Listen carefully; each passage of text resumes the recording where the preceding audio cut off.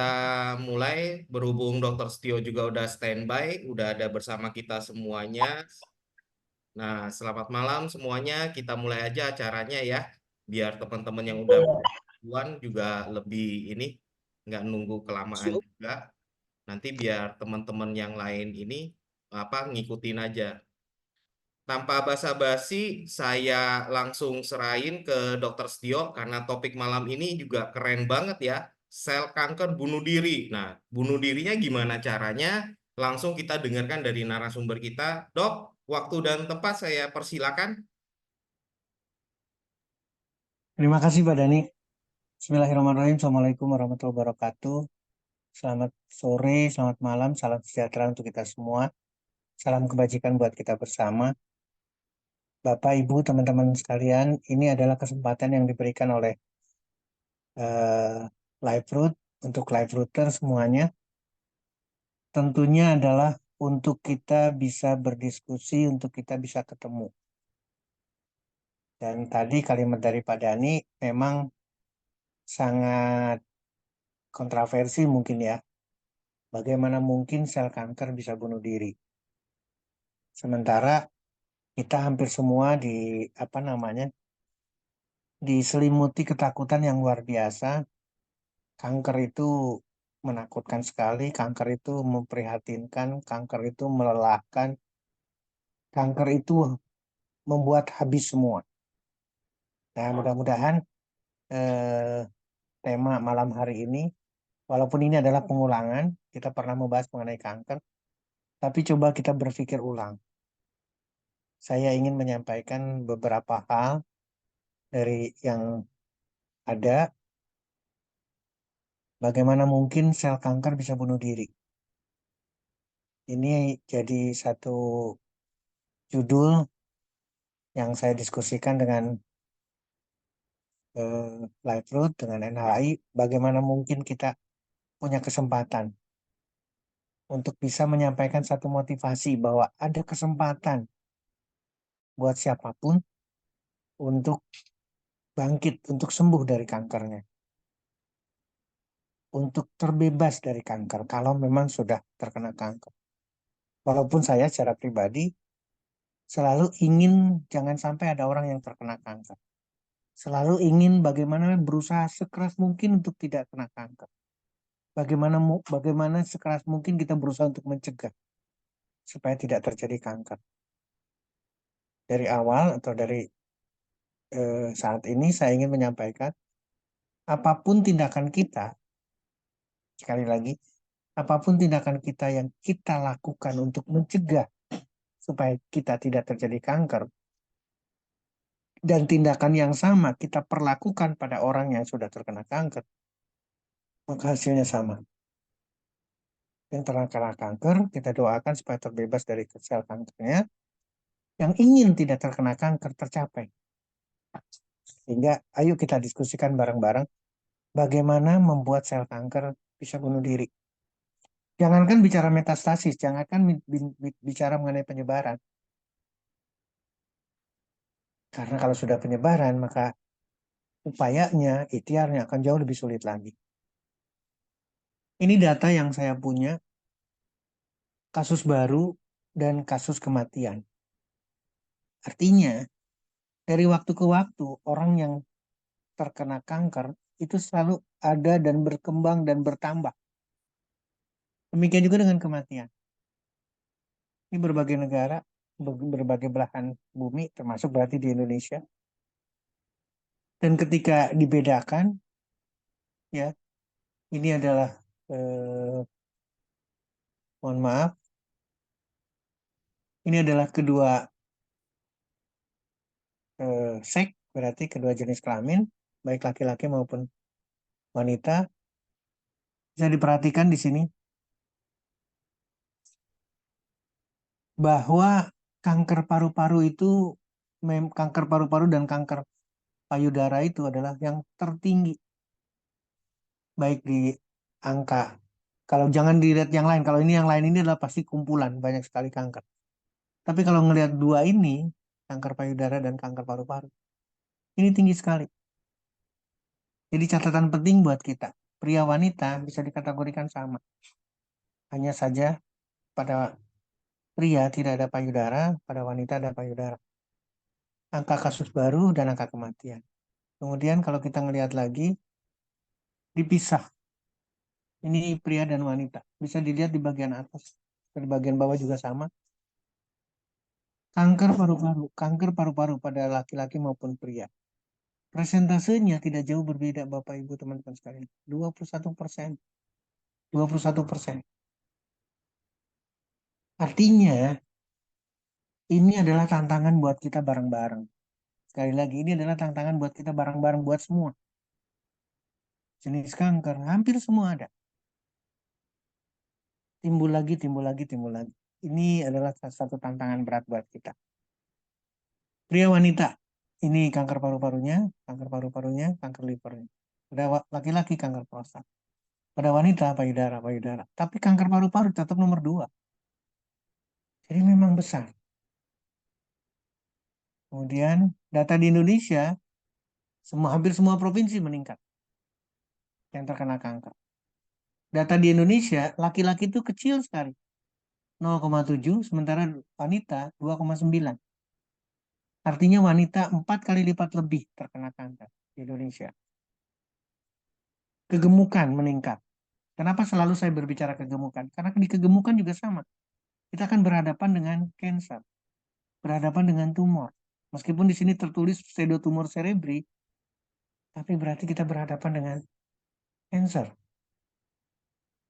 Saya selalu ingin mengajak Bapak, Ibu, teman-teman sekalian membaca buku ini, The China Study. Tulisan Colin Campbell, Thomas Campbell. Kenapa? Karena bahasannya ringan, memasyarakat, tapi mengena. Dan referensi ini selalu saya pakai. Tulisan Colin Campbell di bukunya The China Study selalu saya pakai. Salah satunya yang saya pakai adalah ini. Ini adalah penjelasan dari beliau, bukan bicara karsinogeniknya, bukan alfa toksinnya, ini adalah AF, ini adalah alfa toksin. Bukan alfa toksinnya yang harus kita bicarakan. Tapi yang harus kita bicarakan adalah, mohon maaf, adalah enzim. Enzim yang ada di liver kita. Jadi yang dinilai adalah aktivitas enzimnya di dalam sel kita yang akan merubah karsinogenik ini menjadi benda yang luar biasa dan akan menyerang DNA. Sehingga terjadi kerusakan DNA dan terjadilah kanker. Di situasi yang umum, situasi yang sehat, kejadian ini akan membaik. Jadi kebanyakan kerusakan DNA itu akan diperbaiki. Tapi kalau terus-menerus terjadi lagi, maka terjadilah sel kanker. Jadi sekali lagi Bapak, Ibu, teman-teman sekalian, jadi pusat perhatian kita, keyword kita, kata kuncinya adalah aktivitas enzim yang ada di dalam sel hati kita. Saya sudah tertulis di sana cara terbaik, cara termudah, cara tersederhana bagaimana agar sel kanker bunuh diri. Ini yang menentukan, ini adalah aktivitas enzim di dalam hati kita. Kalau makanan kita protein, dan proteinnya banyak sampai 20%, maka aktivitas enzim ini tinggi. Kalau aktivitas enzimnya tinggi, berarti untuk kemungkinan terjadi kankernya tinggi sekali. Karena makanan kita protein. Tapi kalau proteinnya ini kita turunkan menjadi 5%, maka aktivitas enzim ini turun. Lebih dari 70%, 76%.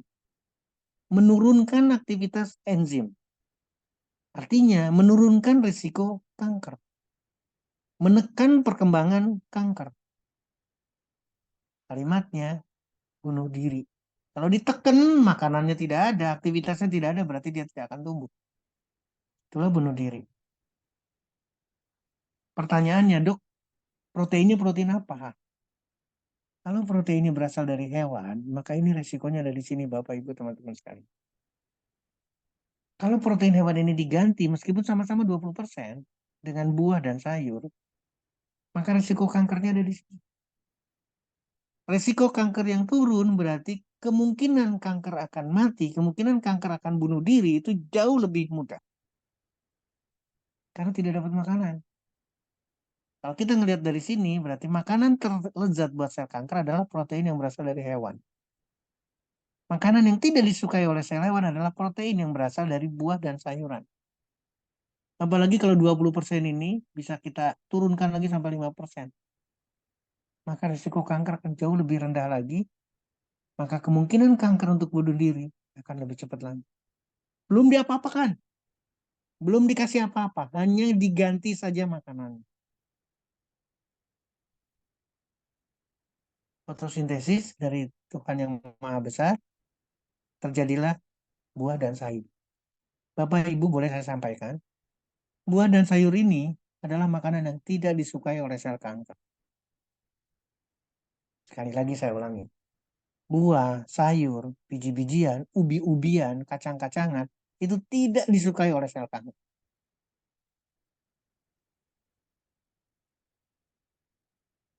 Contohnya bayam.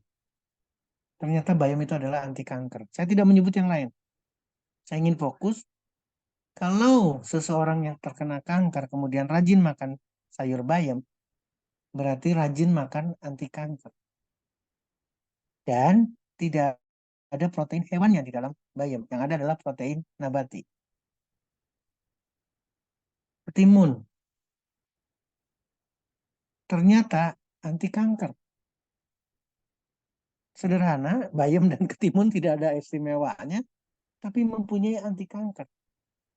Bayam dan ketimun berarti makanan yang tidak disukai oleh kanker, bahkan menekan perkembangan kanker. Anti gula, analgetik tidak perlu disebutkan. Nah, artinya Bapak Ibu teman-teman sekalian, pilihlah makanan agar sel kanker itu bunuh diri. Dengan cara apa? Jangan kasih makan sel kankernya. Jangan kasih makan sel kankernya. Dok, makanan apa yang disukai oleh sel kanker? Adalah makanan yang berasal dari hewan. Susunya pun harus diganti nih. Susunya harus susu dari susu almond, susu kacang kedelai, susu apapun yang penting adalah bukan dari hewan. Tidak ada cerita keju, tidak ada cerita yang enak ini, Bapak Ibu. Termasuk telur. Itu adalah makanan terlezat buat sel kanker. Ilustrasi yang lain, jangan kasih makan. Ini adalah makanan terlezat buat sel kanker. Jadi apa makanannya, Dok? Cari yang gampang kita temuin. Saya ambilkan contoh banana. Saya ambilkan contoh pisang. Ternyata pisang mempunyai efek pencegahan dan terapi terhadap cancer. Cancer apa saja, Dok? Telah terbukti cancer payudara, cancer cervix, cancer usus besar kolorektal, cancer esophagus, cancer hepar, cancer oral, cancer prostat, cancer kulit. Itu ada pada banana, itu ada pada pisang. Jadi kalau ada orang yang kena kanker, makan pisang, sel kanker tidak dapat makanan. Bahkan sebaliknya, banananya, pisangnya memberikan efek penekanan terhadap kanker. Maka akan mudah untuk terjadi bunuh diri sel kanker.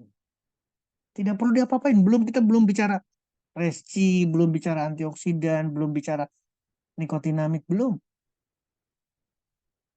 Hanya karena ngerubah makan.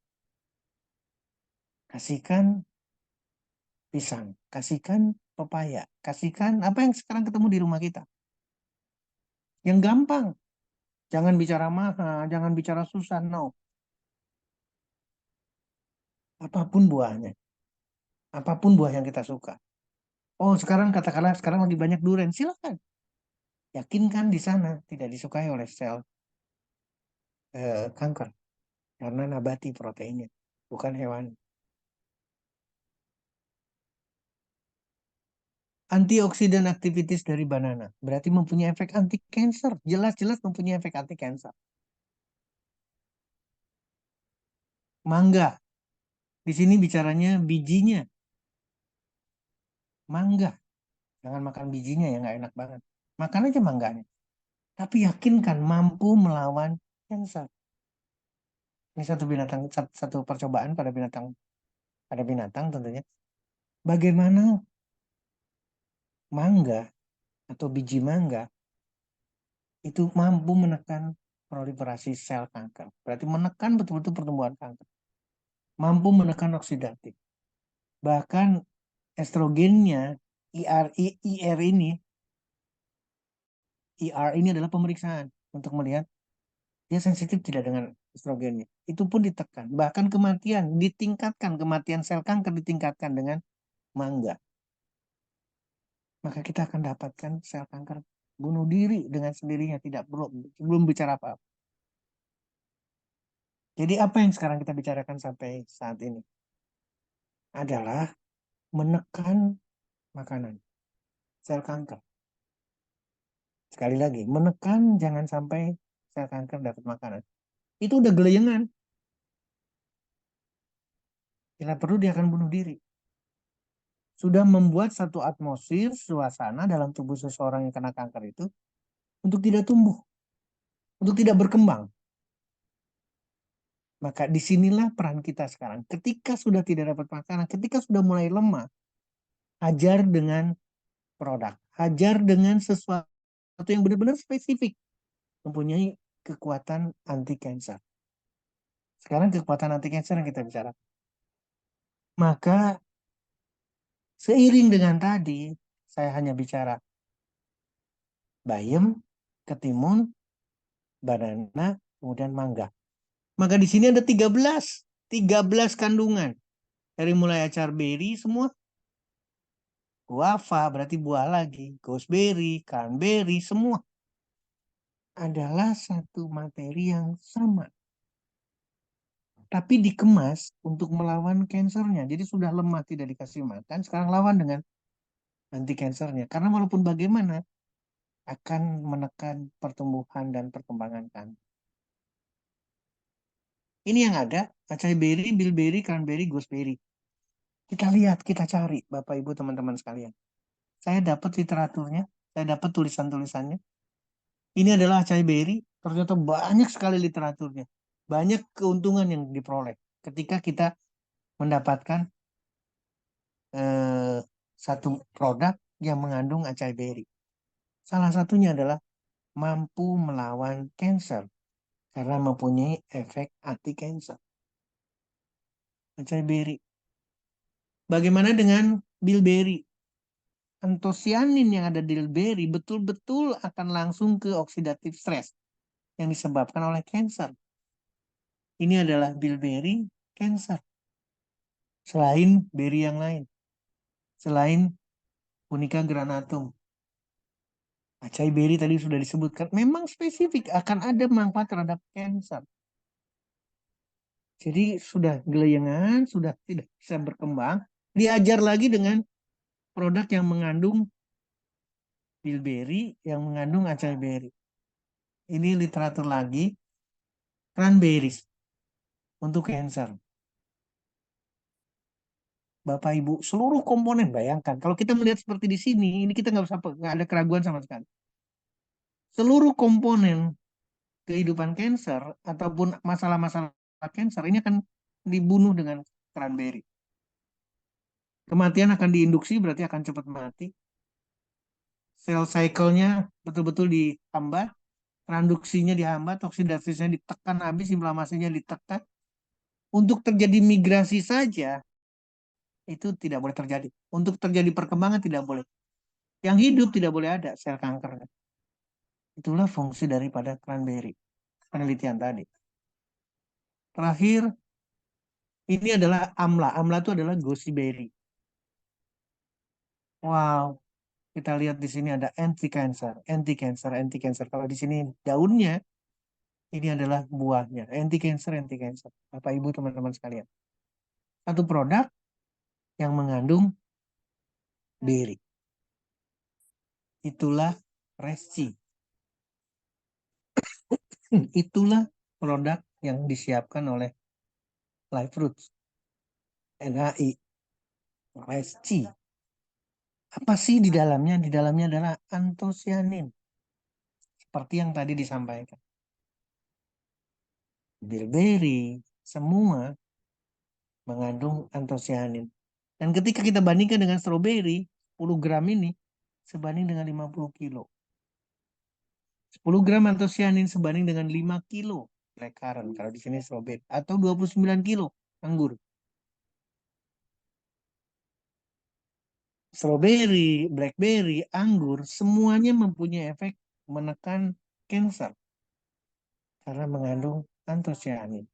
Sekarang untuk keyakinan kita, kita cari lagi sekarang, kita geser lagi pikiran kita, dok, bagaimana dengan antosianinnya? Ternyata antosianin memang betul-betul punya peran terhadap kanker. Sini tulisan terhadap prevention cancer. Kanker apa saja, dok? Kanker esophagus. Saya tidak akan jabarkan semuanya. Mempunyai efek pada kanker esophagus, kanker kolon, usus besar, kanker paru-paru, kanker kulit. Ini jelas di penelitian tadi mengenai antosianin. Efek antosianin terhadap prevention and treatment. Sekali lagi, kalau tadi hanya prevention, sekarang prevention and treatment. Bapak Ibu bisa melihat di sini, ini adalah efek antosianin mempunyai efek terhadap seluruh komponen kanker. Tadi sudah disinggung, antiinflamasinya, menghambat pertumbuhan, menghambat transformasi, antioksidannya, kematian sel. Ini semua dicapai oleh karena antosianin. Sampai ke tidak akan terjadinya kematian. Ini menginduksi sel supaya terjadi kematian. Satu. Di lain pihak, anti-invasi dan anti-metastasis. Penyebarannya pun ditekan oleh antosianin. Dan ini adalah resci. Kemudian, saya tidak akan menyebutkan lagi. Ini adalah antosianinnya. Salah satunya adalah cyanidin. Dari mana dapatnya? Ini dari berbagai buah dan sayur. Dan antioksidan anti-kanser. Kemudian lagi hal yang sama ketika berbicara mengenai antosianin. Maka lengkap semua. Ini penelitian pada binatang percobaan. Seluruh aspek. Ketika diberikan, sekali lagi, ketika diberikan antosianin, maka seluruh komponen akan didapatkan. Pada breast cancer, lung cancer, usus besar, liver, semua dibanasi, semua dihambat dengan antosianin. Terakhir, Bapak Ibu, teman-teman sekalian, kita merapatkan barisan produk baru. Produk barunya adalah nikotinamid. Nanti akan lebih jelas lagi ketika sudah launching, ketika sudah mendapatkan izin Badan POM-nya. Tapi paling tidak, produk ini atau kombinasi antara resi dengan nikotinamid, NMN, maka dahsyat untuk memperoleh kanker. Kenapa demikian? Karena sinergismenya akan terjadi. Caranya berbeda, antosianin, nikotinamid berbeda, tapi akan sinergis. Kenapa demikian? Karena pertanyaan yang sama akan muncul. Bagaimana peran nikotinamid terhadap kanker? Jawabannya ada di sini. Efek nikotinamid pada kanker kulit. Salah satu jenis kanker. Kanker apapun tetap sama.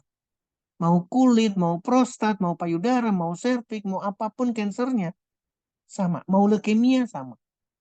Mudah-mudahan di sini tertulis juga.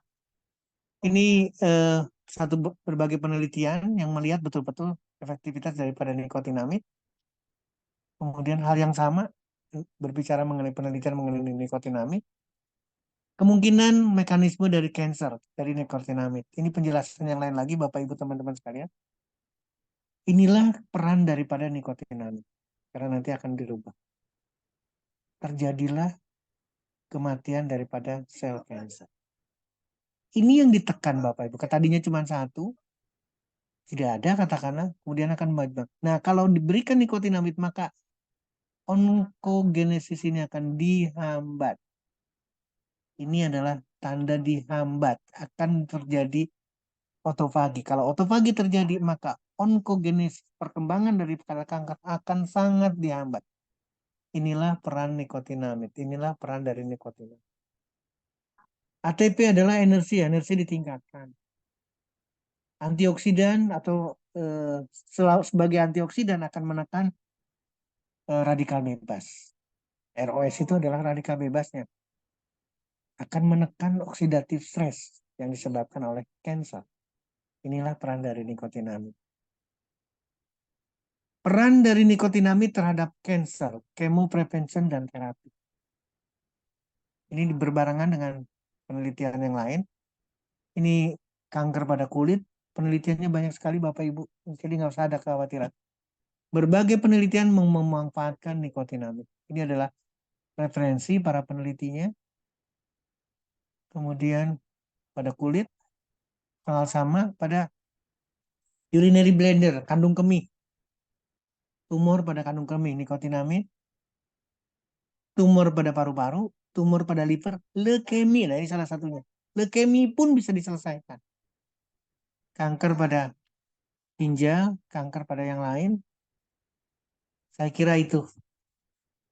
Pak Dani, Bapak Ibu teman-teman sekalian, kita masuk di konteks diskusi. Ini Oke. yang harus kita sama-sama sikapi bareng-bareng. Bagaimana peran kita meyakinkan diri kita bahwa sel kanker itu kita bisa lawan. Kita bisa tekan. Berikan motivasi kuat pada diri kita dan kepada orang lain. Demikian Pak Dani, saya kembalikan kepada Pak Dani. Terima kasih, Dok. Nah, ini sudah ada pertanyaan pertama dari Ibu Muzira, gitu ya. Selamat malam, Dok. Mohon maaf, bagaimana dengan pembengkakan kelenjar getah bening, Dok? Apakah Oke. produk ini bisa diberikan? Kebetulan cucu saya punya pembengkakan kelenjar getah bening di bawah rahang, bawah, Dok. Nah, ini Oke. cucunya ini usianya 7 tahun. 7 tahun. Bagaimana, Dok? Ini harus disikapi Bapak Ibu teman-teman sekalian. Mudah-mudahan nanti kita bisa bahas mengenai spesifik pada sistem pertahanan tubuh kita. Salah satu sistem pertahanan tubuh kita adalah hadirnya, adanya dalam tubuh kita adalah kelenjar getah bening. Bu Mujirah, eh, ini Ibu Bidan kayaknya nih, Sarjana Terapan Iya, Kebidanan. Dok. Ya, Selamat malam, Ibu Dok. Bidan. Alhamdulillahirrahmanirrahim. Eh, jadi intinya adalah begini. Kelenjar getah bening itu diberikan oleh Yang Maha Besar, tidak mungkin salah. Jadi ada di seluruh tubuh kita. Nodulnya, benjolannya yang berbentuk benjol itu ada di mana-mana. Di sini, di belakang telinga, di leher kita, seluruh di ketiak kita, di selangkangan kita, seluruh tubuh. Dari satu kelenjar ke kelenjar lain ada saluran, ada pembuluh limfe. Di dalamnya ada cairan limfe. Cairan limfe inilah mirip sekali dengan sel darah putih. Mirip sekali dengan fungsi lain dari pertahanan tubuh kita. Rajanya, organ paling besarnya adalah pada limpa. Limfa inilah organ daripada kelenjar limfe. Satu. Yang kedua, kalau tadi masih bicara benjolan di mana-mana, entah di leher, entah di manapun, tonsil, amandel adalah kelenjar getah bening. Usus buntu adalah kelenjar getah bening. Usus buntu nggak mungkin salah dibuat.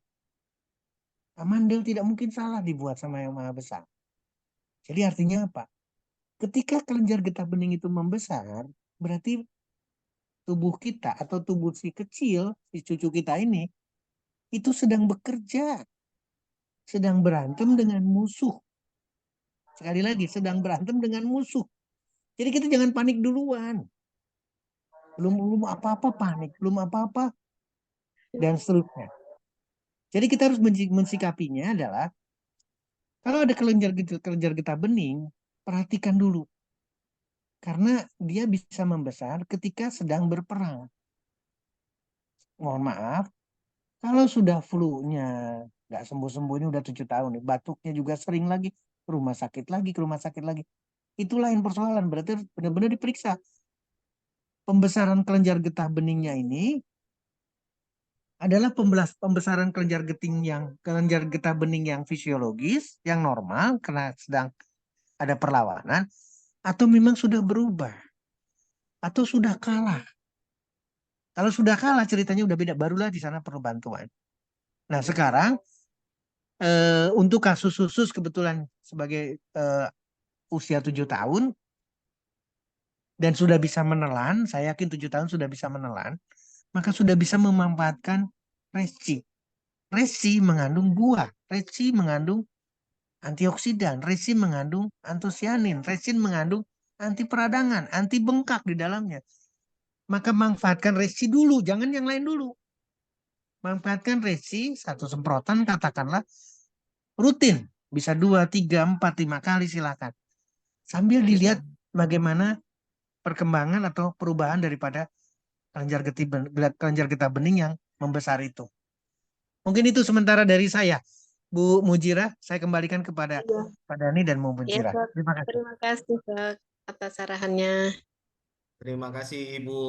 Oke, masih ada pertanyaan Bapak Ibu? Kalau misalnya tidak ada, saya yang akan bertanya nih ke dokter nih.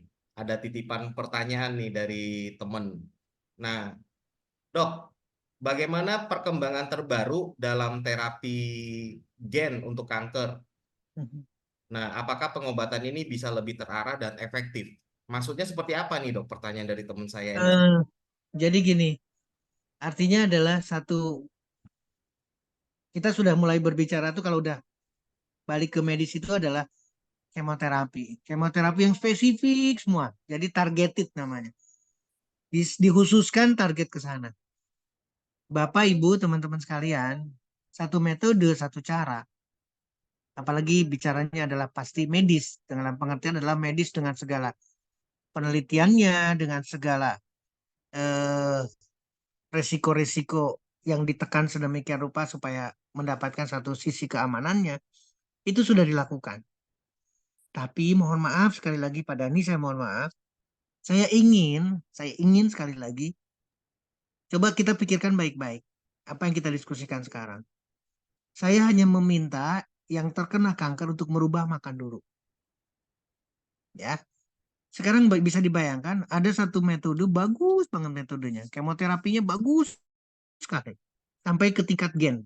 Sampai ke mengejar ke DNA-nya. Kalau kita bicara medis, kita jangan bicara antioksidan dan nikotinamid. Karena nikotinamid akan mengejar sampai ke sana juga. Kalau kita bicara dari sana, sementara, sekali lagi sementara, orangnya tidak mau merubah makanan. Jadi sudah ditembakin sel kankernya dengan hebatnya, tapi dikasih makan lagi. Maka apa yang terjadi? Percuma senjata itu dikeluarkan. Nah, sekarang ketika ada satu teknologi, ketika satu ada metode, maka pisahkan dua. Medis, tolong di ujung dulu, nanti dulu itu. Lebih baik kita manfaatkan resi, manfaatkan nikotinamid. Kenapa saya katakan demikian? Kalau tadi kita balik ke slide yang tadi lagi, maka perbaikan kepada DNA, tolong perhatikan, perbaikan kepada DNA berarti perbaikan kepada karakteristik dari gen itu bakalan dicapai. Kenapa demikian? Karena tubuh bisa melakukan itu. Tubuh mampu melakukan perbaikan pada DNA. Tubuh spontan. Bagaimana bantuan kita? Bagaimana cara kita? Makanan rubah. Bagaimana bantuan kita? Manfaatkan antosianin. Manfaatkan nikotinamid. Karena arahnya semuanya pasti pada perubahan DNA untuk melawan sel cancer. Jadi kenapa Dokter Sio begitu bersemangat? Karena saya ingin menempatkan perubahan dulu. Buat di rumah itu, buat di tubuh itu satu atmosfer yang tidak disukai oleh sel kanker. Setelah itu kita hajar dengan metode yang tadi. Tapi urutannya, sekali lagi urutannya, jangan ke medis terlebih dahulu.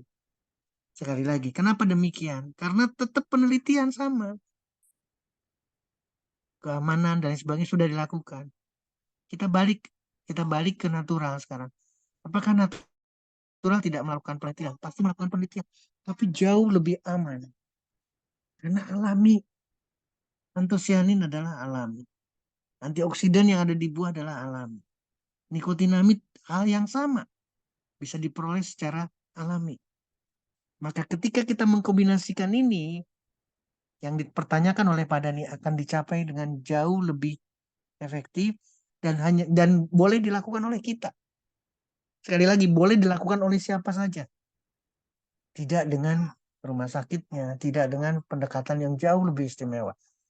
Artinya, kita menempatkan satu posisi yang bisa bergandengan. Urutannya adalah natural dulu, natural dulu, natural dulu, baru kemudian nanti terakhirnya ke sana.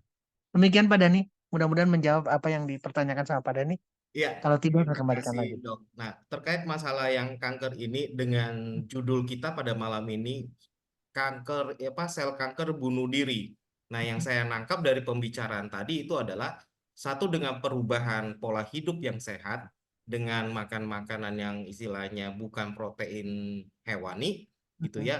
Artinya dengan sendirinya sel kanker itu akan bunuh diri karena tidak ada makanan seperti itu ya dok ya.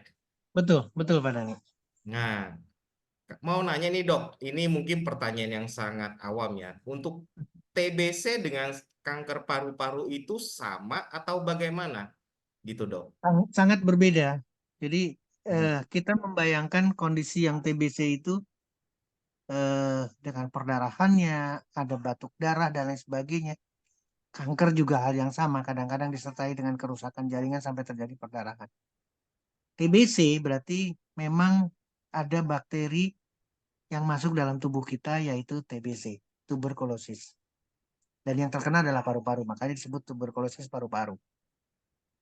Sifatnya adalah dia akan hidup sebagai parasit. Hidup sebagai parasit sampai bikin rumah sendiri di dalam paru-paru. Rumahnya untuk apa? Untuk melindungi kehidupannya dia. Tapi bukan cancer. Sementara cancer adalah sel paru-paru sendiri, bukan dari luar. Sel paru-paru kita, katakanlah, yang DNA-nya berubah. DNA-nya rusak. DNA-nya tidak normal lagi.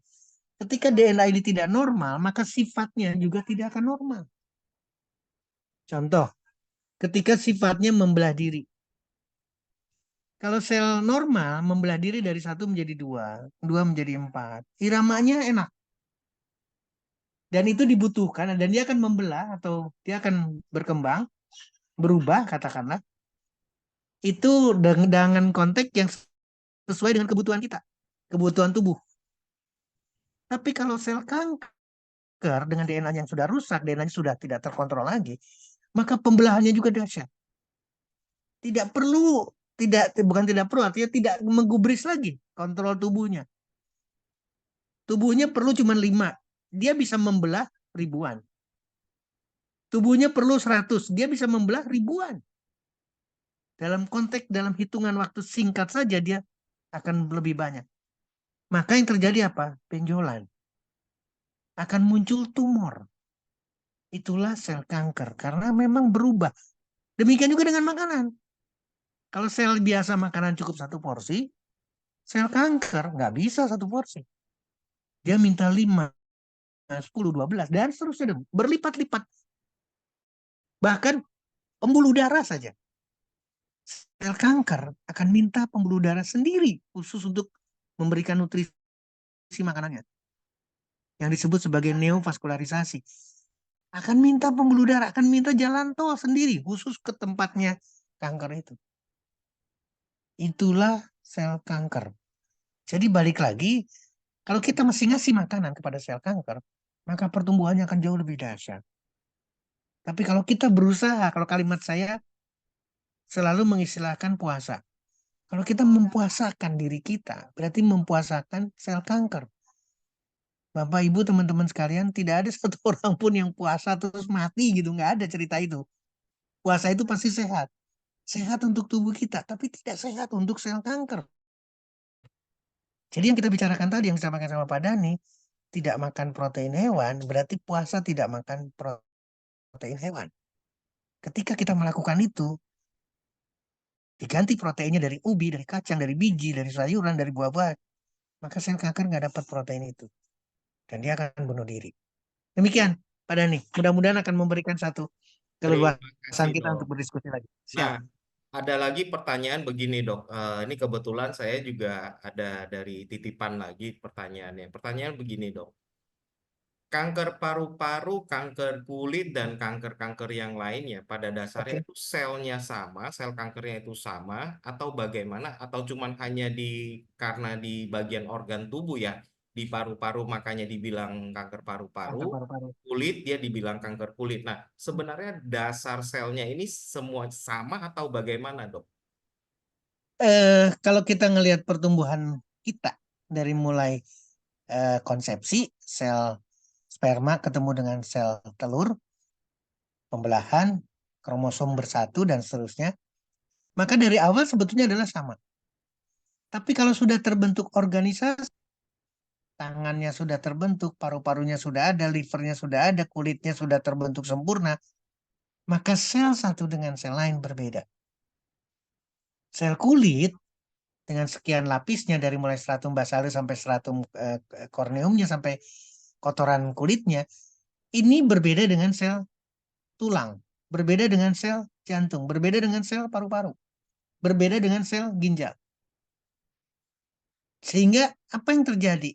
Kenapa atau prostat pada laki-laki, kelenjar air susu pada payudara pada seorang ibu itu memang berbeda.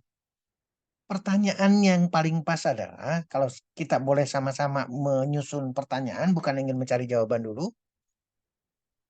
Kenapa bisa tumbuh di payudara? Kenapa bisa tumbuh di paru-paru saja? Kenapa tidak tumbuh di tempat lain? Kenapa tidak di prostat?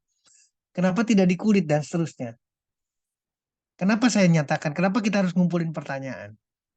Artinya sel kanker itu bisa di mana-mana dan tidak mungkin satu titik, tidak mungkin satu tempat karena ada dalam tubuh yang sama. Kenapa kasusnya yang banyak secara statistik adalah payudara dan paru-paru? Maka kita berpikir di sana. Ada apa dengan seorang wanita yang punya payudara? Ada apa dengan seorang laki-laki yang punya paru-paru dan punya prostat? Karena angkanya ada di situ terus semuanya. Ada di situ semua. Secara statistik, angka-angka kanker, usus besarnya, dan lain sebagainya, itu tidak akan pernah turun. Artinya, sekali lagi, selnya berbeda, tapi DNA-nya sama. Sekarang kenapa yang terkena paru-paru, kenapa yang terkena prostat, payudara, dan seterusnya? Itu tergantung individu yang bersangkutan. Sekali lagi, akan melibatkan hormonalnya, apakah dia secara psikisnya juga bisa kontrol, manajemen stresnya bisa kontrol atau tidak, maka akan muncul. Kenapa paru-paru? Mohon maaf sekali lagi. Mungkin untuk menghilangkan rasa kesedihannya sulit sekali. Secara psikis, maka paru-paru. Demikian juga dengan kondisi yang lain. Bagaimana dengan payudara? Bagaimana dengan prostat? Balik lagi kepada yang punya organ masing-masing. Tapi DNA-nya sama. Akan dihajar kulitnya, akan dihajar tempat lainnya, ginjalnya, dan seterusnya dengan kanker itu. Itu sangat individu sekali. Tapi DNA-nya sama. Demikian Pak Dhani. Terima kasih. Ya, dok, satu lagi dok ini dok. Kalau misalnya dari tubuh kita memiliki imun tubuh yang kuat, istilahnya yang sehat gitu ya dok. Mhm. Kemungkinan untuk terjangkiti kankernya itu atau sel kankernya itu menjadi hidup, bagaimana dok? Kecil Hubungannya sekali itu seperti kemungkinan. apa? Kecil sekali kemungkinan untuk hidup sel kanker. Jadi intinya, ketika Pak Dhani menyampaikan, seseorang punya sistem imun yang baik. Setuju ya? Bapak Ibu, ini kalimat yang bagus banget. Ketika seseorang punya sistem imun yang baik, maka secara selektif sekali, secara baik sekali tubuhnya, tidak akan pernah membiarkan premanisme ada dalam badan dia. Kenapa dokter Setio menyebutnya premanisme?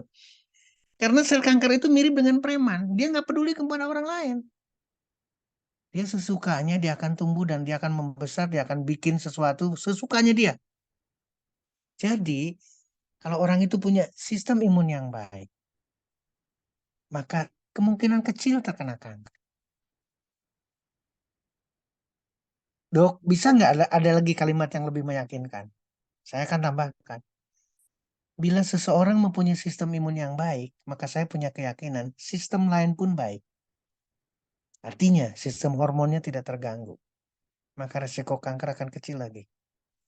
Sistem paru-parunya, saluran pernapasannya baik, maka resiko kanker paru rendah. Sistem kemihnya termasuk ginjal di dalamnya, maka rendah. Pencernaan semua dari mulut sampai ke anus, termasuk livernya, karena sehat, maka dia tidak akan terkena kanker. Itulah kenapa sekarang balik lagi. Tadi sebetulnya ada satu slide di mana akan meningkatkan otofagi. Otofagi adalah kemampuan sel kita untuk melawan sel yang rusak, untuk melawan sel kanker, untuk melawan sel yang DNA-nya sudah tidak normal. Dan otofagi itu didapatkan ketika orang itu sehat. Otofagi itu akan meningkat ketika orang itu puasa, ketika orang itu olahraga rajin, maka otofagi akan meningkat. Dengan demikian, Bapak, Ibu, teman-teman sekalian, sehatkan sistem dalam tubuh kita, maka kita akan terlepas dari kanker. Demikian Pak Dani. Mungkin akan lebih menarik diskusinya. Silakan. Ya, terima kasih dok. Sama ini dok, saya juga ingin menanyakan. Nah, ketika kita ataupun manusia pada umumnya ini sudah terdiagnosa oleh dokter ini, oh, Anda terkena kanker, baik kanker prostat, kanker paru-paru. Hal pertama yang dianjurkan oleh dokter itu adalah satu, dilakukannya kemo. Seperti Oke. itu, tergantung dari stadiumnya, stadium 1 atau stadium 2. Nah, seperti penjelasan dokter di awal, ini kan kita jangan terlalu panik dulu terhadap justifikasi atau hasil diagnosa dari dokter kita. Nah, apakah ketika kita sudah terima hasil diagnosa tersebut, sama seperti apa informasi dari dokter Setio, kita ke herbal dulu nih, jangan langsung ke perawatan medis. Nah, apakah itu ada stadium tertentu dok? Kayak stadium 1 oke kita ke herbal dulu, atau stadium berapa gitu dok? Apakah ada stage kayak begitu yang memang harus kita perhatikan di situ dok? Kalau saya dari sisi yang bertolak belakang, dalam pengertian begini, Bapak Ibu teman-teman sekalian, jangan berharap sel kanker itu ada dalam badan kita. Jadi kalau bicara stadium berarti stadium 0. Jangan pernah mimpi akan ada stadium 1, stadium 2, stadium 3, stadium 4 dalam badan kita. Jadi fokuskan untuk tidak terkena kanker. Itu satu. Ini kita udah terpeleset nih, masuklah kita ke stadium 1. Wah, baru stadium 1. Maka salah lagi pola pikir kita. Meskipun sudah, atau gini dulu yang terbaik. Karena tadi dari Bu Mujira menyampaikan adanya benjolan, adanya pembesaran kelenjar getah bening. Kalau pembesaran kelenjar getah bening itu diperiksa, karena itu adalah tumor, maka dua pilihan, dua resiko, dua hasil yang kemungkinan, jinak atau ganas. Berarti tumor jinak atau tumor ganas, berarti cancer. Jangan berpikir ke sana. Benjolan apapun, stadium 1, stadium 2 pun, itu sudah harus disegerakan tindakannya. Tapi, sekali lagi, kalau tadi saya senang banget daripada nih. Karena saya suruh memilih, apakah harus langsung medis, atau kita bisa pakai natural dulu, pakai alami dulu, pakai herbal dulu, pakai tradisional dulu. Saya memilih lebih baik alami dulu. Kita urut lagi ya, sama-sama kita urutkan. Belum bicara resci, belum bicara nikotinamid, belum bicara NMN. Saya minta ada benjolan, sekali lagi ya, ada benjolan, tumor jinak maupun tumor ganas. Stadium 1, jangan bicara ke sana, itu sudah dilakukan perubahan pola makan. Dilakukan perubahan pola pikir. Salah satunya mungkin sandaran. Jangan bersandar ke teknologi dan seterusnya, medis dan lain sebagainya, medis yang dahsyat, jangan. Tapi bersandarlah ke yang maha dahsyat, yaitu Tuhan yang maha besar. Pola pikir kita, mintalah kesembuhan kepada yang maha pemberi kesembuhan. Lakukan alami, lakukan herbal, manfaatkan resci, manfaatkan elemen, kombinasikan. Makanan dirubah, olahraga rajin. Bila perlu nih, ini lebih parah lagi nih kalau boleh disampaikan. Bila perlu melakukan ekstrim, olahraga sampai berkeringat panas. Setelah panas kayak gitu masuk ke kolam renang yang dingin. Berarti ekstrim. Kenapa saya menyatakan demikian? Olahraga yang panas kemudian dingin, panas lagi dingin lagi, panas lagi dingin. Membuat satu atmosfer dalam tubuh itu tidak disukai oleh sel kanker. Ketika itu tercipta, sekali lagi, ketika itu tercipta, maka sel kanker tahu dirinya sedang terancam oleh majikannya. Itulah yang saya katakan alami. Tidak bicara kemo, tidak bicara pisau, tidak bicara radioterapi, tidak. Jadi jangan bicara stadium 1, 2, 3, 4, dan seterusnya sampai ke ada penyebaran, nggak usah. Lakukan ketika sudah tahu. Atau kebalikannya, lakukan sebelum kita terkena. Itulah perlunya satu diskusi. Pola pikir kita, makanan kita, sesuaikan. Ingat ya, statistik berbicara. Dulu orang tidak pernah ada yang makan hewan sama sekali. Dulu tidak ada orang yang berburu hewan. Jadi makanannya apa? Ubi, kacang, biji-bijian, sayuran, buah-buahan. Nggak lebih. Buah-buahan aja mungkin nomor sekian karena tidak semudah itu pada saat itu buah. Tapi yang di tanah, biji, kacang, ubi itu lebih rutin. Bapak Ibu tahu umurnya mereka berapa? Ratusan tahun. Tanpa terkena protein hewan. Mudah-mudahan jadi terinspirasi ke sana. Silakan Pak Dani, saya kembalikan kepada Pak Dani. Terima kasih banyak. Ya, terima kasih dok. Nah, ini ada pertanyaan dari Bu Dewi. Untuk persiapan operasi tumor pada tubuh yang lemah, dia karena sulit makan, sering mual dan nyeri, gimana dok? Di satu sisi ada yang menyarankan protein hewani, nah di Hewan satu ini, sisi itu dia menyarankan hindari hewani. Ini oke. komposisinya agak membingungkan. Ini bagaimana dok solusinya? Eh, kita dapat pembelajarannya itu separuh. Jadi seolah-olah protein itu hanya ada di hewani. Jadi harus dapat protein hewan, harus hewan, harus hewan. Kita dapat pembelajaran bahwa protein terbaik dalam dunia di dunia itu adalah hewan. Itu kesalahan besar. Makanya saya katakan untuk Ibu Dewi Haryanti Pramono, cari tinggal klik di Google The Chinese Study. Tulisan Colin Campbell, Thomas Campbell. Itu original, tidak dijual. Gratis berarti. In English. Nah sekarang pertanyaannya adalah, dok ada nggak yang bahasa Indonesianya? Ada. Bukunya ada, tapi tidak ada di Gunung Agung. Tidak ada di Gramedia. Karena bukunya itu sangat bagus sekali.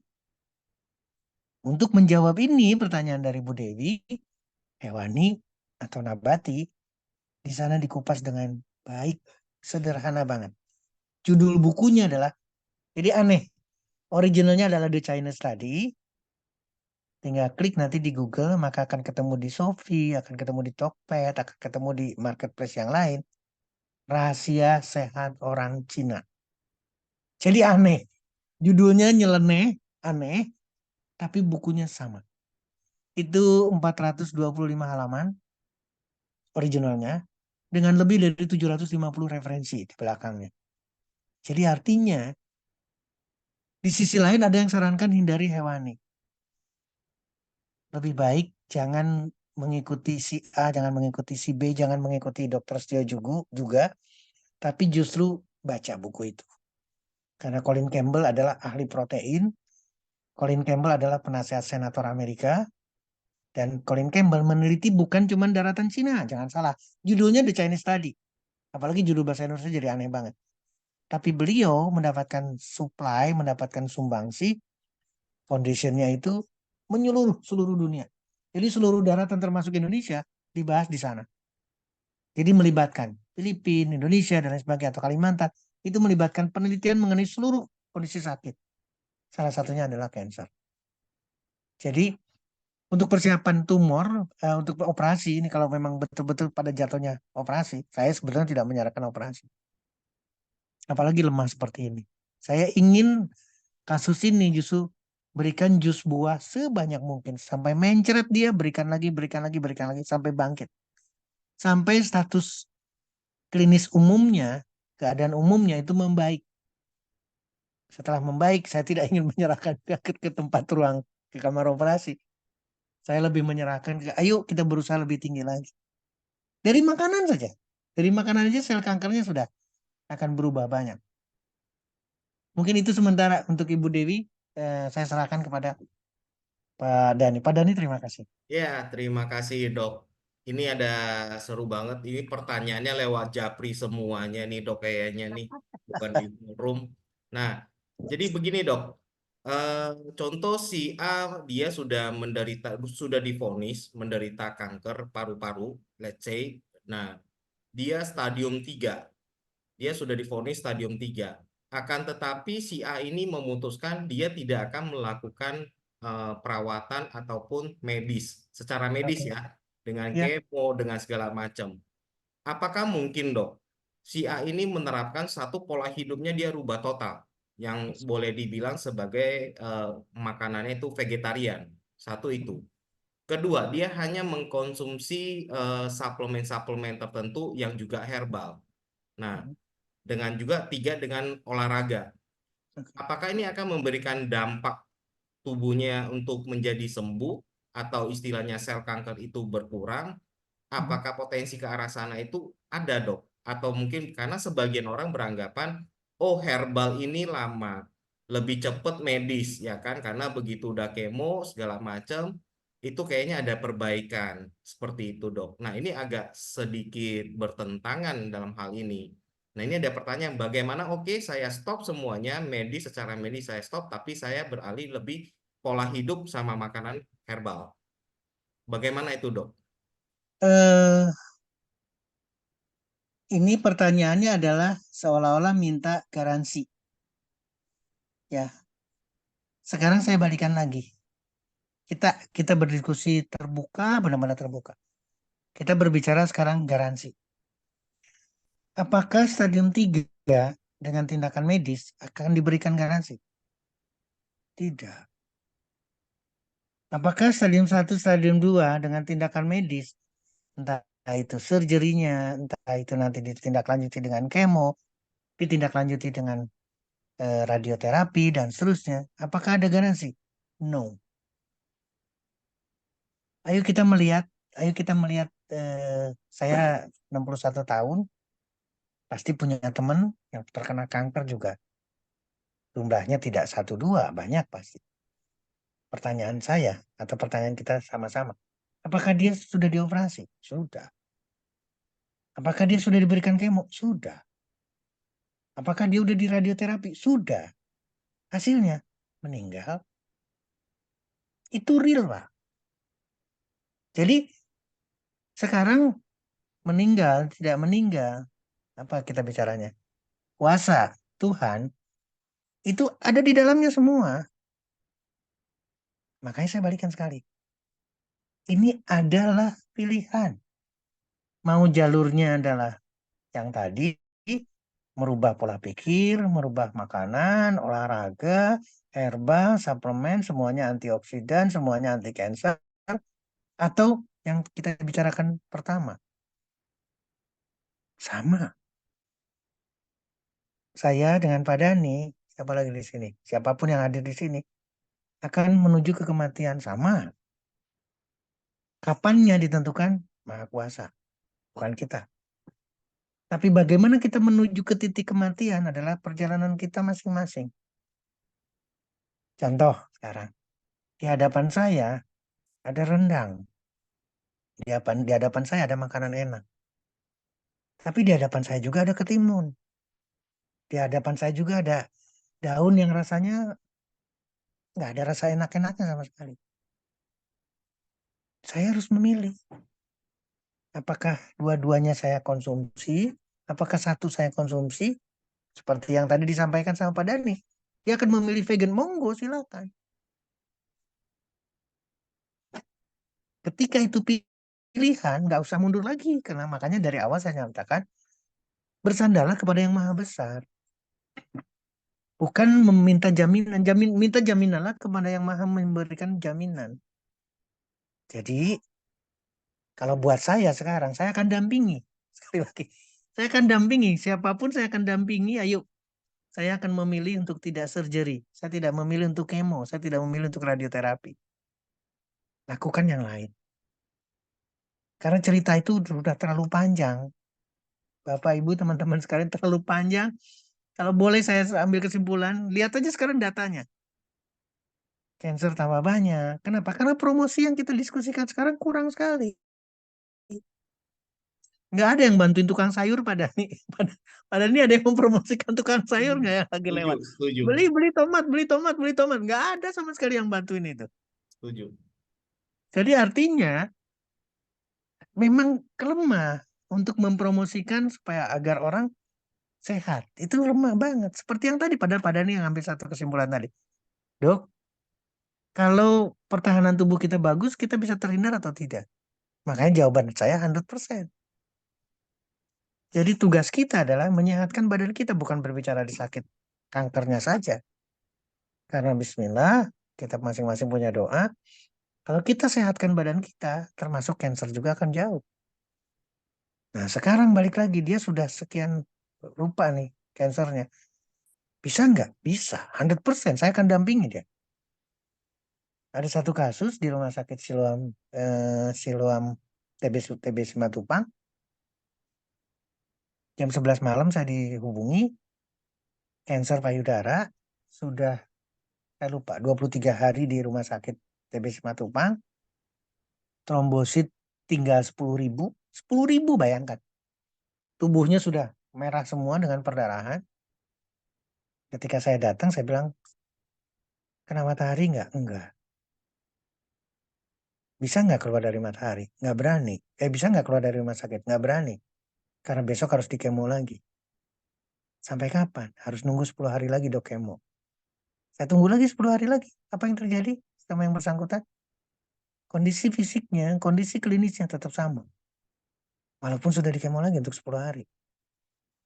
Saya minta sama yang bersangkutan kalau ingin hidup, keluar dari rumah sakit. Berarti sudah berapa?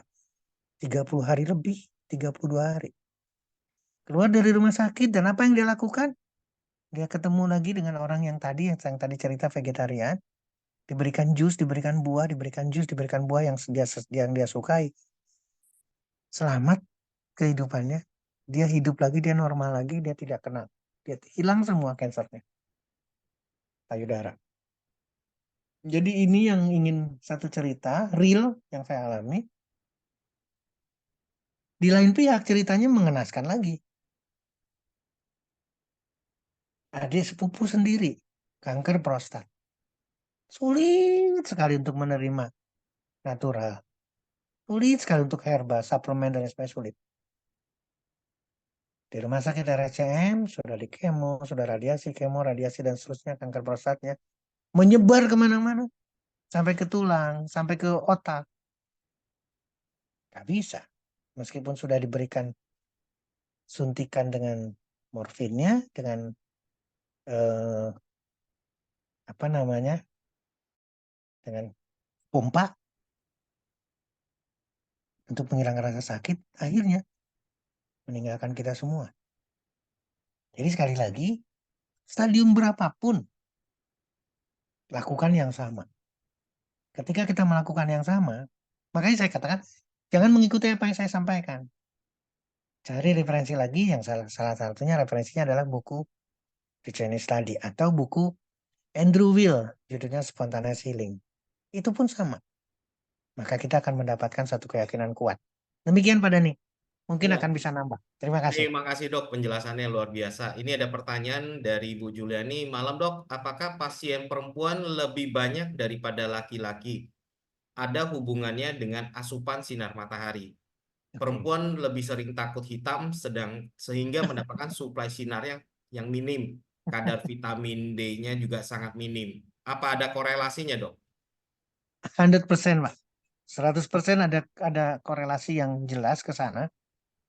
Jadi barang siapa yang rajin terkena matahari dan sangat positif menilai mata. Sekarang pola pikirnya gini, Bu Yuliani Juwono di Semarang. Pola pikirnya begini, matahari diciptakan oleh yang maha benar. Jadi kalau ada penilaian matahari menyebabkan kanker, matahari menyebabkan A, menyebabkan B, itu salah besar. Nanti ada kesempatan saya bisa menyampaikan. Sinar matahari itu bukan cuma vitamin D. Artinya adalah kalau udah vitamin D berarti sistem imun kita yang tadi dibicarakan sama Pak Dhani.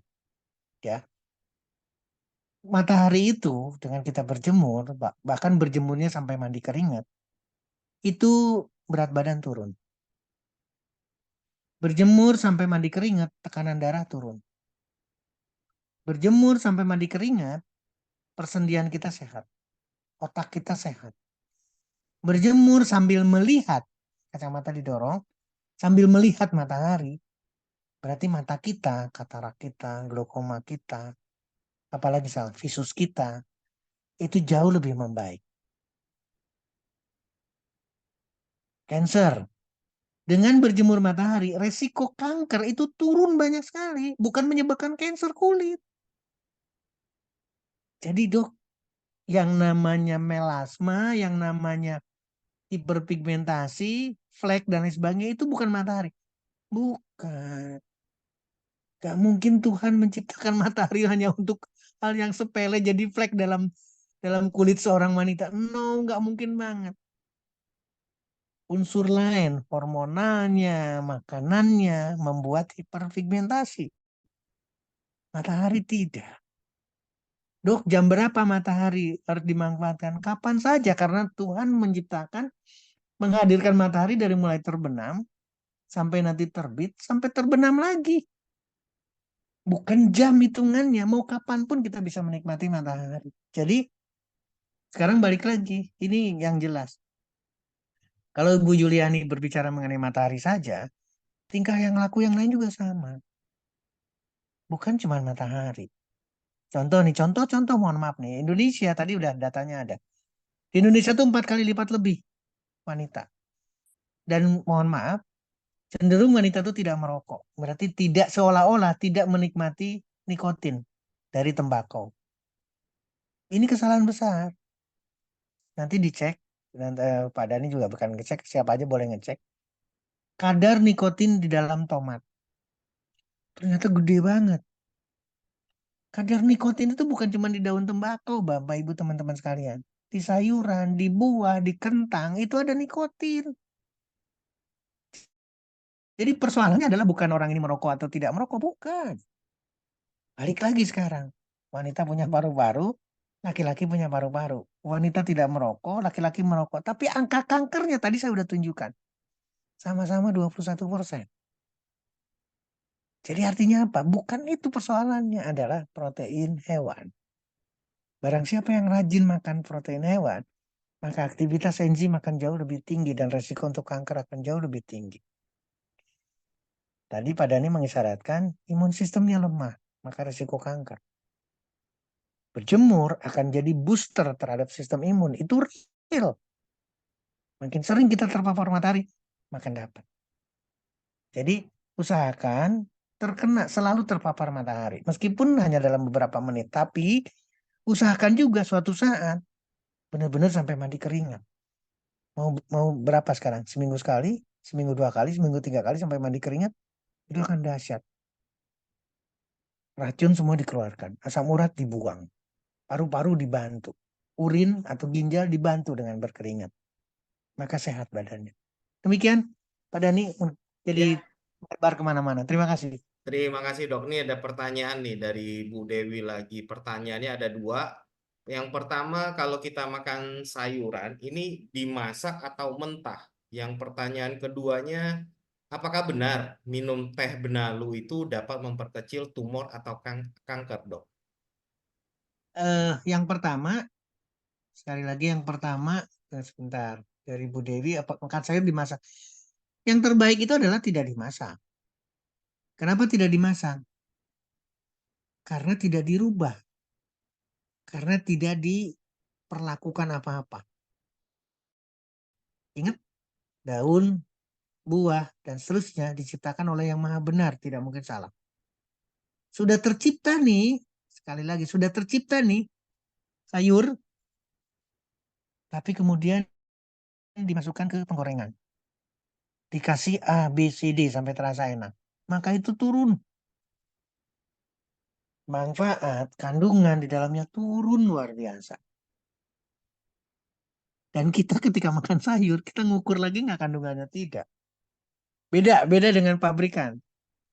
Pabrikan ngambil buah, diremas, diapain, diolah, dan lain sebagainya, diproses bioteknologi katakanlah, dengan fermentasi dan lain sebagainya, tapi kemudian diukur lagi antosianinnya berapa. Tapi kalau kita tidak. Jadi sebaiknya adalah mentah, mentah bersih organik, mentah bersih organik. Kalau kita dapat. Tapi sekarang pertanyaan berikutnya, dok, kalau gitu gimana jadinya? Boleh, tetap prosesnya yang sama. Kalau kita memilih natural, memilih alami, sayur, buah, ubi, dan sebagainya, jauh lebih sehat. Meskipun itu dimasak. Dibandingkan dengan yang lain, hewani juga dimasak. Maka pilihannya adalah yang sayuran, buah, dan seterusnya. Terus kemudian, apakah benar minum teh benalu? Teh atau benalu teh, bukan teh benalu. Benalu teh, dia tumbuh di tanaman teh. Tanaman teh saja udah dahsyat. Kenapa benalu sampai tumbuh di sana? Berarti memang dapat makanan yang dahsyat. Jadi kalau pertanyaannya apakah benalu teh? Penelitian memang ada. Izin. Penelitiannya benalu teh sebagai anti cancer? Yes. Sekarang pertanyaan berikutnya. Apakah tehnya tidak sebagai anti cancer? Ya anti cancer juga. Jadi susah. Kenapa masih harus ke benalu tehnya? Bukan berarti saya kontra, tidak. Kenapa kita tidak konsumsi teh saja? Teh saja sudah mempunyai efek anti cancer. Demikian buat Ibu Dewi. Terima kasih Pak Ya, Dani. ada pertanyaan lagi dari Pak Mirza. Dok, Mhm. apakah pasien penderita kanker jika dioperasi lebih cepat ke proses kematian dibandingkan yang tanpa operasi? Karena ini yang saya lihat, kakak kandung saya 11,5 bulan versus almarhum ibu mertuanya itu 30 tahun dengan herbal sampai usia 72 tahun. Beliau baru meninggal. Bagaimana, Dok? Komentar saya ya, saya setuju dengan Pak Mirsa. Ya, Bapak Ibu teman-teman sekalian, balik lagi bukan berarti saya meminta garansi, tidak. Tapi ini adalah satu bahan pertimbangan buat kita bareng-bareng.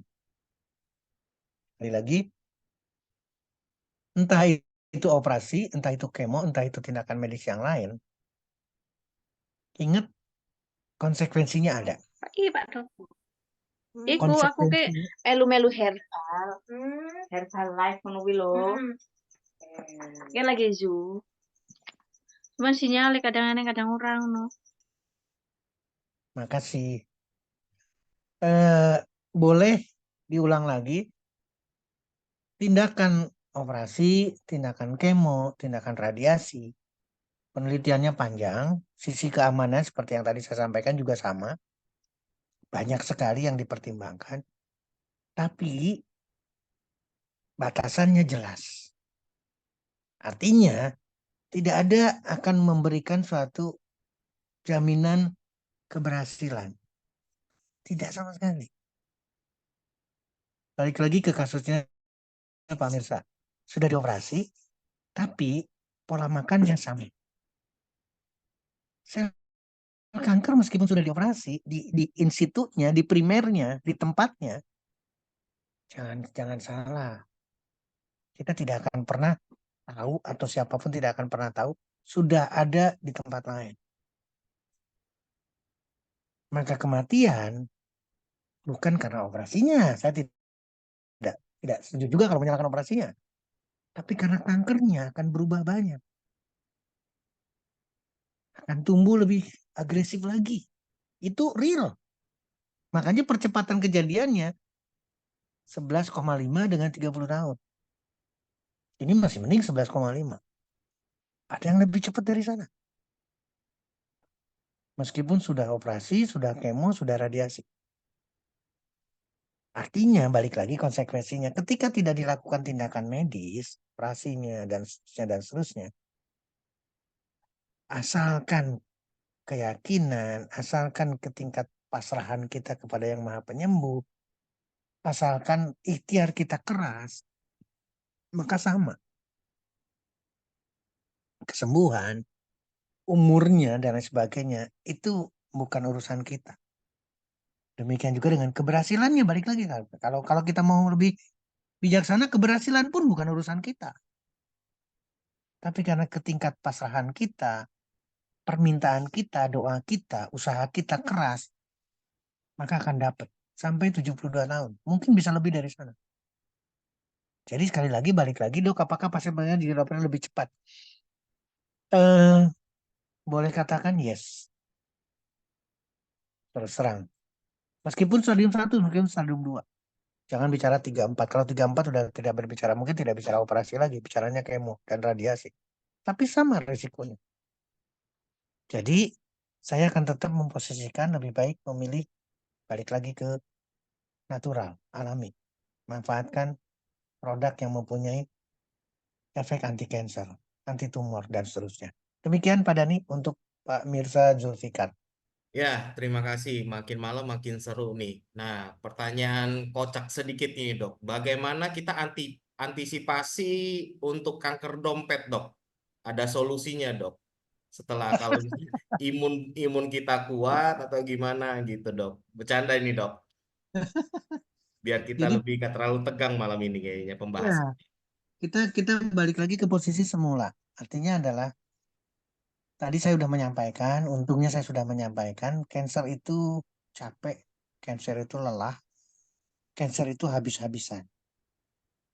Nah, ini yang harus kita siasati bareng-bareng Bapak Ibu teman-teman sekalian.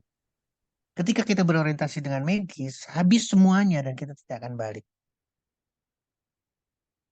Ingat ya, dompet kita jangankan uangnya, dompetnya pun nggak ada. Semuanya habis-habisan karena biayanya tinggi. Sekarang ketika kita mau bersama-sama diskusikan, apa sih yang diskusikan dari tadi? Olahraga. Apa sih yang diskusikan dari tadi? Merubah pola makan. Berarti tidak belanja apa-apa nih, tidak belanja obat, tidak belanja, belum belanja apa-apa. Sekali lagi, belum belanja apa-apa, tapi sudah ada tindakan. Sudah ada perencanaan kuat untuk tidak terjadi cancer, untuk mengobati cancer, mengobati cancer, mengobati cancer. Tindakan saja, tidak pakai duit. Ketika dihadirkan produk, kita lagi bicara live fruit, kita hadirkan produk Resti yang sederhana, tapi dahsyat, kemudian dikombinasikan dengan M&M. Ketika itu dikombinasikan, kita keluarkan angka rupiah. Tapi dahsyat lah. Dahsyatnya kenapa? Karena setelah itu kita akan memberikan contoh kepada orang lain. Ternyata terbebas dari cancer. Ternyata berhasil. Ternyata positif. Ketika itu diceritakan, mohon maaf, uang yang tadi dikeluarkan akan balik lagi. Nah, ini urusan Pak Dhani nantinya. Kalau sudah uang yang sudah dikembalikan lagi, berarti urusan. Betul. Artinya, sekali lagi, ketika kita memilih untuk natural, maka kita tidak perlu resep. Tidak perlu masuk fakultas kedokteran dulu.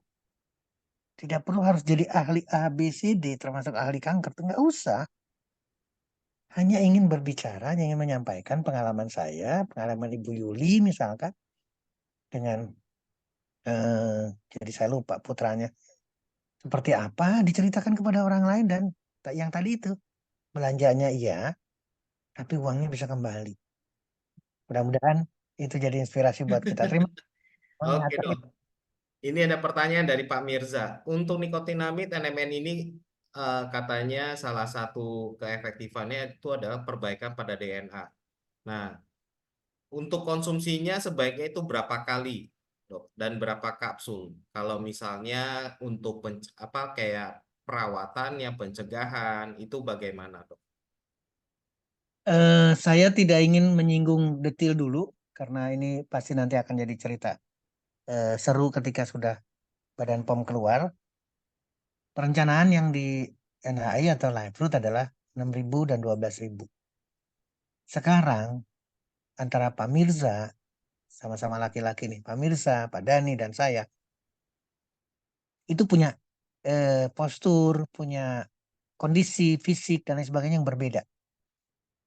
Jadi kalau ngelihat di sana ada 6.000, ada 12.000 katakanlah, dosis paling kecil, kalau boleh dikatakan dosis atau boleh dikatakan sebagai anjuran, maka ambil yang terkecil dulu saja. Mau 1 kapsul, silahkan. Karena beda-beda antara kita. Sekali lagi, beda-beda antara kita. Pak Mirza merasakan 12.000, silahkan. Artinya, balik lagi ke yang tadi, perbaikan DNA ini akan didapatkan meskipun dengan paling kecil. Terus kalau nanti ada nggak kemungkinan kelebihannya, Dok? Ada risiko nggak nanti kelebihannya? Tidak ada sama sekali. Karena bersifat sebagai nutrisi.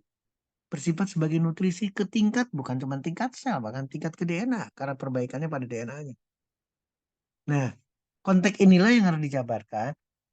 1 kapsul, 2 kapsul, 3 kapsul itu akan sangat berbeda satu dengan orang lain. Satu. Dari sisi berat badan pasti akan mewarnai. Dari polanya sendiri akan mewarnai.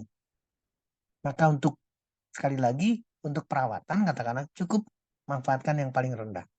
Itu sudah didapatkan. Demikian Pak Dhani, terima kasih. Ya, terima kasih dok. Ini juga ada Bu Jenny mau menanyakan apakah kanker yang bisa diturunkan Turunan. turunannya Iya, diturunkan. betul. Jadi kondisi yang harus kita siasati, Bu Yeni, Bapak, Ibu, teman-teman sekalian, faktor genetik itu nggak bisa dihindarkan. Faktor genetik berarti dari ayah, ibu kita, kakek nenek kita. Itu nggak bisa dihindarkan. Ada.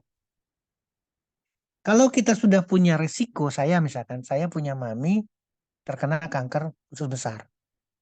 Saya punya papi, ada diabetesnya. Saya punya oma, ada diabetesnya. Berarti ngalirlah dalam DNA saya, dalam dalam garis keturunan saya, ada cancer, ada diabetes. Kalau kita sudah tahu seperti itu, maka langkah kita harus jauh lebih keras untuk menghindari supaya tidak terjadi cancer, supaya tidak terjadi diabetes, supaya tidak terjadi kondisi yang sudah diturunkan. Tapi jangan berarti kalau keturunan nanti tidak bisa disembuhkan. No, sama. Sekarang kita waktu kita kecil, kita makan di meja makan bareng sama orang tua kita. Makanannya adalah makanan orang tua kita dan makanan kita. Setuju ya? Ketika kita punya anak, ketika kita punya cucu, kalau makanan orang tua kita tidak dirubah, maka akan turun ke anak kita, ke cucu kita. Makanannya. Artinya apa berarti? Bukan cuma faktor keturunan yang diturunkan. Tapi pola hidup, jenis makanan itu diturunkan. Maka warnanya akan sama, resikonya akan sama. Jadi yang saya lakukan apa sekarang? Saya merubah. Saya tidak ingin makanan itu lagi. Kenapa? Karena papi mami saya kondisinya seperti itu. Si oma rajin begini. Maka saya rubah. Mudah-mudahan anak saya, mudah-mudahan cucu saya juga berubah. Supaya faktor keturunan itu ada, tapi resikonya berkurang. Itu yang menjadi jawaban kunci daripada Bu Yeni. Faktornya ada, tapi resikonya diminimal.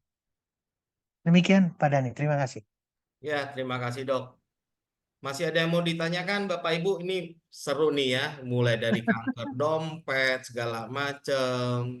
Jadi saya simpulkan sebentar saja. Dengan tema malam hari ini, sel kanker bunuh diri itu artinya sangat sederhana. Kita hindari yang istilahnya protein hewani. Itu yang harus kita hindari dulu. Kedua, mengubah pola hidup. Baik itu pola makan, olahraga, segala macam. Nah, kita harus mengimbangi itu semua. Dan ketiga yang terpenting adalah manajemen stres, yang itu yang terpenting. Karena kembali lagi, kita mau sesehat apapun, mau kayak gimana pun, imun kita kuat seberapa kuat gitu ya. Akan tetapi kalau setiap hari kita cuma stres, nah semua penyakit itu akan seneng langsung datang semua biasanya. Ada yang mulai dari sakit kepala, pelan-pelan ke segala macam. Nah, intinya kita harus mengubah pola hidup kita lebih baik lagi ke depannya dan juga konsumsi nutrisi ataupun suplemen yang menurut Bapak Ibu itu baik. Nah, saya rasa kalau misalnya sudah tidak ada pertanyaan, saya akan closing karena udah 1,5 jam nih dok. Seru banget nggak berasa. Oke, saya akan kasih kalau misalnya ada yang mau ditanyakan sebelum closing, Bapak Ibu semuanya, atau mungkin ada Ko Asyang, apa kabar Ko Asyang? Ko Asyang ini dari Surabaya, ada yang mau ditanyakan Ko Asyang atau Bapak Ibu yang lain?